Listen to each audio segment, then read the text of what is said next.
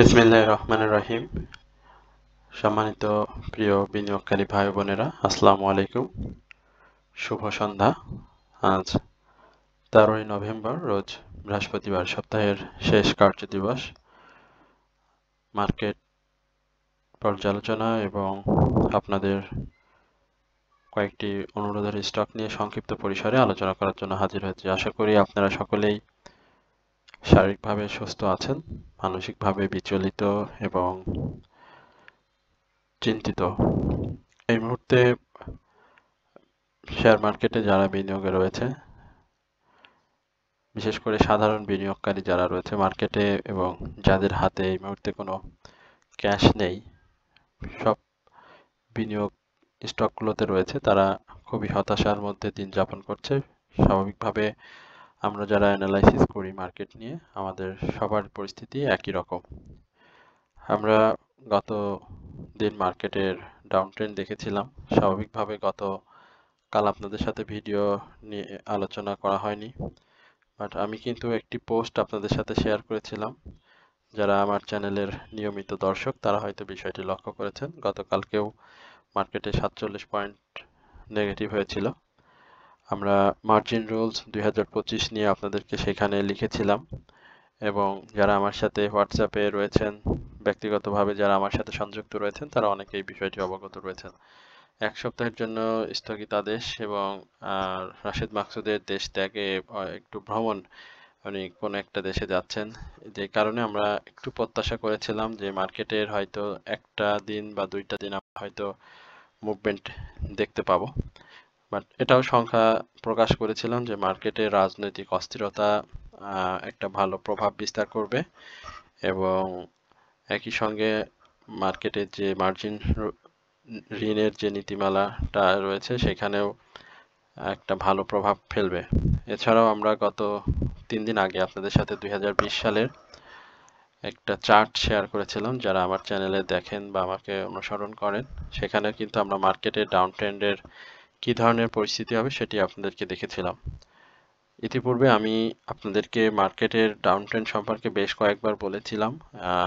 আপনারা অনেকেই কমেন্ট সেকশনে অনেকভাবে আমাকে মন্তব্য করেছিলেন যে মার্কেটের ডাউন ট্রেন্ডটা আসলে আমাদের আলোচনার মাধ্যমেই হয়ে থাকে। তো যার কারণে আমি অ্যাকচুয়ালি কত নিচের মার্কেট আসবে সেই ব্যাপারটা আপনাদেরকে বলিনি, বাট আমি আরো সপ্তাহ 2 আগে আপনাদেরকে বলেছিলাম মার্কেট যখন 4900 আশেপাশে চলে আসে, তখন আমি বলেছিলাম যে মার্কেট কিন্তু 4700 এই জায়গাটাতে সাপোর্ট নেওয়ার চেষ্টা করবে, এবং এই সাপোর্টটা মার্কেটের জন্য একটা ভালো সাপোর্ট।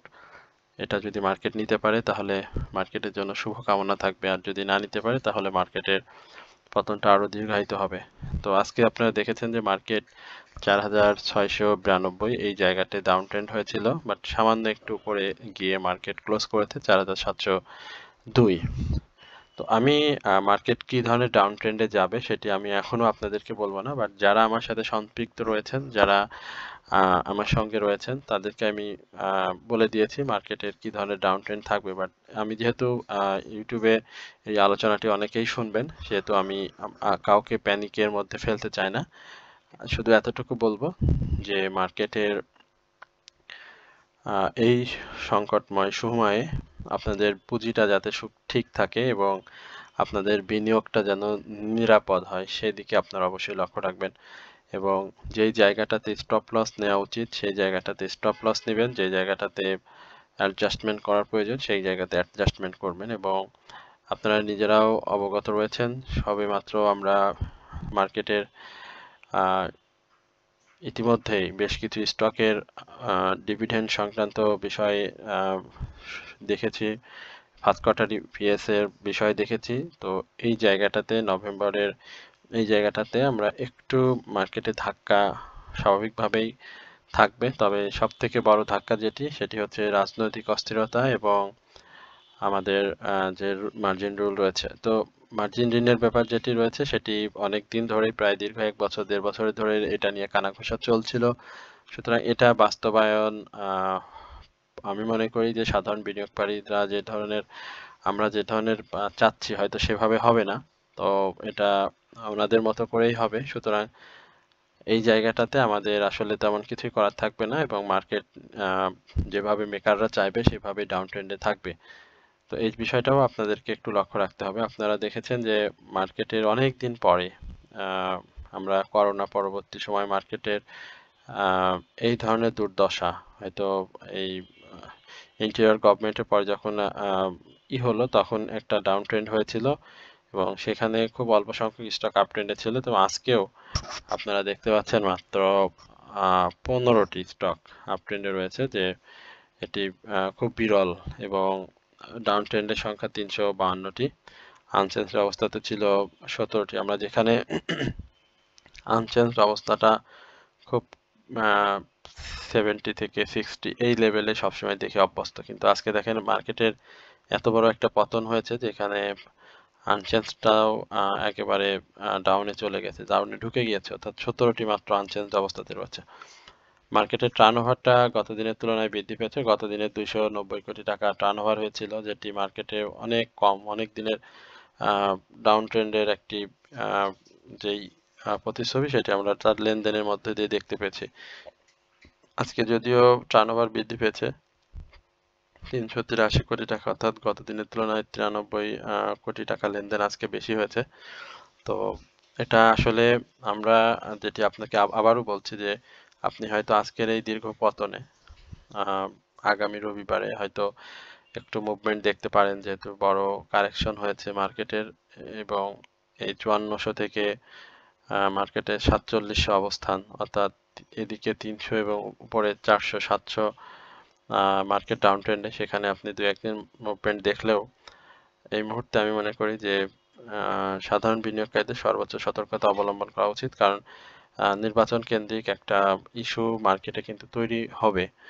তো এছাড়াও অন্যান্য আরো সামগ্রিক ইস্যু তো আমাদের সবসময় তৈরি হয়। তো সেক্ষেত্রে আপনাদের উচিত হবে যে বিনিয়োগটা একটু সতর্কতার সহিত করা এবং মেন্টর ধরে করা। যদি আপনার ব্যবসায়ের পূর্ব অভিজ্ঞতাও যদি না থাকে, সেক্ষেত্রে মেন্টর ধরতে পারেন, বা যারা আপনাকে সাহায্য করতে পারে বা যারা ব্যবসা ভালো বোঝে। অনেক ক্ষেত্রে যেটা হয় যে অনেকেই আমি দেখেছি যে যারা ব্যবসায় সম্পর্কে অনেক অনভিজ্ঞ বা ব্যবসা সম্পর্কে সেভাবে ধারণা কম, সেক্ষেত্রে আপনারা হাউজের উপরে অনেকটা ডিপেন্ড করেন। আমি বলবো যে হাউজের উপর ডিপেন্ডটা আপনাদের করা একেবারেই অনুচিত। আপনার বিজনেসটা আপনাকে করতে হবে। হাউজের সঙ্গে আপনার বিজনেস করা বা হাউস যেটা বললা বাই করা, এটা অনেকের ক্ষেত্রে আমি দেখেছি যে ক্ষতির কারণ হয়েছে। সুতরাং এই জায়গাতে নিজে নিজে বাই সেল করবেন। নিজের ভুল যদি আপনি করেন তাহলে আপনি বিজনেসটা শিখতে পারবেন। বাট যদি হাউজের উপর ডিপেন্ড করেন সেক্ষেত্রে কিন্তু আপনার ব্যবসাটা শেখা হবে না এবং আপনার বিভিন্ন চ্যানেলের যারা অ্যানালাইসিস করে থাকেন, আমাদের মতো যারা ক্ষুদ্র অ্যানালিস্ট রয়েছেন, তাদের অ্যানালাইসিস আপনারা দেখে সেখান থেকে শিখতে পারেন, বেশ বুঝতে পারেন। তো এগুলো আপনাদের জন্য অনেক ভালো হবে এবং মার্কেটের পরিস্থিতি অনুযায়ী আমি বলবো যে মার্কেট বারবার আপনাদেরকে একটু সবুজ করে আপনাদেরকে ফিরে আবার ঘুরে ফিরে আপনাদেরকে ডাকে এবং আমরা সবসময় আবারও তাদের ফাঁদে পা দিয়ে মার্কেটে পড়ে চলে আসি। তো এবার এই শিক্ষাটা আমি মনে করি যে আপনাদেরকে একটু ভালোভাবে নেওয়া উচিত। আমরা টপ 10 এর যে জ্ঞানার লিস্ট আপনাদেরকে এখন এই মুহূর্তে দেখাতে চাই, সেখানে দেখেন আমাদের একটি স্টক ছাড়া একটা স্টক এই মুহূর্তে নেই, সেটা হচ্ছে এসপিসিএল। এই স্টকটি আমরা পূর্বের আলোচনা করেছি, বর্তমানে আমরা এই এসপিসিএল নিয়ে কিন্তু খুব বেশি আলোচনা দিই নাই, বাট এটা নিয়েও আমাদের খুব বেশি যে করার আছে সেখানে তেমন সুযোগ নেই। আজকে আপনি যদি দেখেন যে মানে সব সেক্টরে আমরা যদি এই দিকটাতে ধরি যে জুট থেকে না, ফার্মার থেকে যদি শুরু করি, তাহলে 2 4 1 2 3 4 5 6 7 8 9 10 11 12 13টা সেক্টরের একটি স্টকও কিন্তু আপ ট্রেন্ডে নেই। ইভেন দুই একটি মানে ফার্মা এবং টেলিকমিউনিকেশনের একটি স্টক আনচেঞ্জ অবস্থাতে ছিল, বাকি সবগুলোই ডাউন ট্রেন্ডে ছিল। আপনি টেক্সটাইল বলেন, অন্যান্য এগুলো বলার অপেক্ষা রাখে না, একেবারে যাচ্ছে তাই অবস্থা রয়েছে। আমরা একটু মার্কেটের চার্টটা নিয়ে আপনার সাথে শেয়ার করতে চাই এবং আমি সবাইকে বিনীতভাবে অনুরোধ করব, যারা আমার চ্যানেলে নতুন, বিশেষ করে যারা আজকে আমাকে প্রথমবারের মতো শুনছেন, তাদের সবাইকে বিনীতভাবে অনুরোধ করব যে আমার চ্যানেলটি সাবস্ক্রাইব করবেন, এবং আপনাদের যদি কোনো স্টক সম্পর্কে জিজ্ঞাসা থাকে সেটি অবশ্যই আপনারা কমেন্ট সেকশনে লিখে আমাকে জানাবেন। আমরা মূলত আপনাদের স্টক নিয়ে কথা বলি, এবং আগামীকালকে শুক্রবার মার্কেট বন্ধ থাকবে সাপ্তাহিক, শনিবারও বন্ধ থাকবে। তো এই বন্ধের দিনে আমরা আপনাদের স্টক নিয়ে আলোচনা করব। সুতরাং আপনারা যত বেশি কমেন্টস করবেন এবং আমাকে জানাতে চান যে কোন স্টক সম্পর্কে আপনারা জিজ্ঞেস করছেন, সেটি বললে আমি আপনাদের স্টক নিয়ে অবশ্যই কথা বলবো। এছাড়াও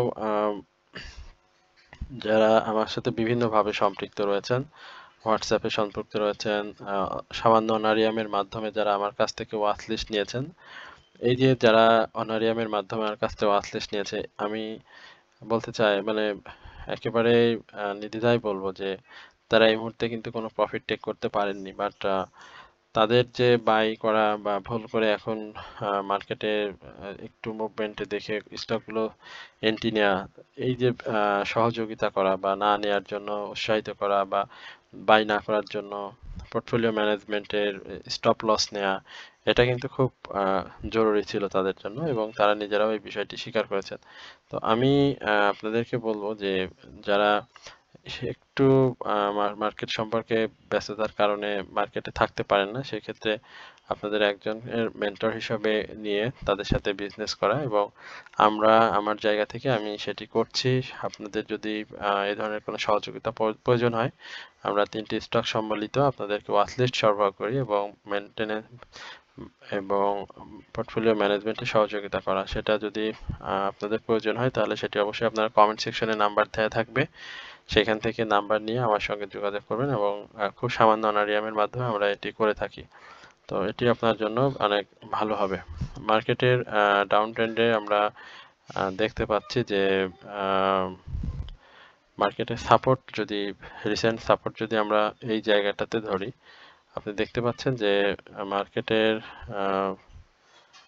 এই জায়গাতে 4669, আমি এটাকে সাপোর্ট বলবো না, এই জায়গাটাতে একটা ফেয়ার ভ্যালু গ্যাপ রয়েছে, এবং এই গ্যাপটাতে মূলত একটা ভালো সাপোর্ট রয়েছে, এবং সেই সাপোর্টটা যদি আপনি মার্কেট রেসপেক্ট করে এবং এখানে ডাউনে এসে যদি মার্কেট আপ ট্রেন্ডে চলে যায় তাহলে খুব ভালো হবে, এবং আমরা একটা ডাউন ট্রেন্ড বা একটা সাপোর্ট ধরে নিতে পারি 4670, এই জায়গাটাতে মার্কেটের একটা ভালো সাপোর্ট রয়েছে, বাট আজকে মার্কেট যেখান থেকে ঘুরে গিয়েছে সেখানেও মার্কেটের আপ ট্রেন্ডে যাওয়ার সুযোগ রয়েছে। তো যেহেতু মার্কেট বিভিন্ন দুরবস্থা বা মার্কেট বিভিন্ন ধরনের খারাপ পরিস্থিতির মধ্যে দিয়ে যাচ্ছে, সেক্ষেত্রে আমরা এই 4670 এই জায়গাটাতে মার্কেট একটা শক্ত সাপোর্ট রয়েছে, এবং এই সাপোর্টটা মার্কেট যদি ধরতে না পারে তাহলে কিন্তু মার্কেটের এই 4590 এই টাইপের মার্কেটের একটা চলে আসার সম্ভাবনা থাকবে। বাট মার্কেট কত দূরে ডাউনে আসবে সেটা আমি বললাম যে এর আগে আমি বলেছি, বাট আমি স্পেসিফিক এখন আপনাদেরকে বলতে চাই না যে মার্কেট আসলে কি ধরনের ডাউন ট্রেন্ডে যাবে, কারণ মার্কেট বললে নাকি খারাপ হয়ে যায়। সুতরাং আমরা না বলেই তো দেখলাম মার্কেটের কি ধরনের ডাউন ট্রেন্ড।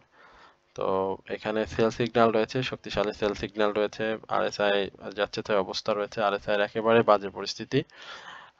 এই যে এমএসিডি অরেঞ্জ এবং ব্লু রেখার যে গ্যাপটা তৈরি হয়েছে, এটা কিন্তু খুব ভয়ঙ্কর একটা গ্যাপ। আপনি যদি এই গ্যাপগুলো দেখেন, এই গ্যাপগুলোতে কিন্তু মার্কেটের ভালো ডাউন ট্রেন্ড ছিল।